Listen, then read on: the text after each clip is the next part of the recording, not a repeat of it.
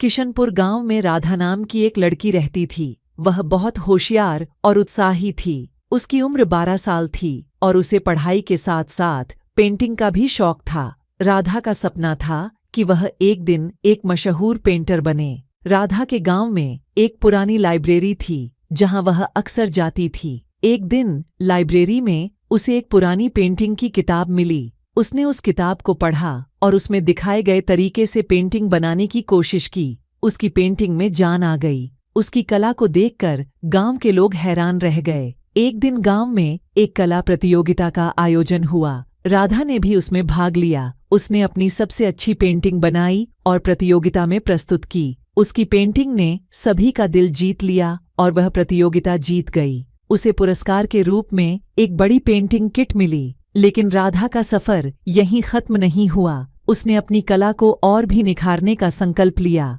उसने शहर जाकर कला विद्यालय में दाखिला लिया। वहां उसने दिन रात मेहनत की और कई नई तकनीकें सीखीं। उसकी मेहनत का फल मिला और वह एक मशहूर पेंटर बन गई। कुछ साल बाद राधा ने अपने गांव में एक कला विद्यालय खोला जहां वह बच्चों को पेंटिंग सिखाने लगी। गांव के बच्चे उसकी कक्षाओं में बड़े उत्साह से आते और उसकी कला से प्रेरित होते। राधा की मेहनत और सपनों ने न केवल उसे सफलता दिलाई बल्कि उसके गांव के बच्चों के लिए भी एक नई राह खोल दी। राधा की कहानी यह साबित करती है कि सपनों को पूरा करने के लिए मेहनत और लगन की जरूरत होती है। अगर आपके अंदर जुनून है तो कोई भी मुश्किल आपको रोक नहीं सकती।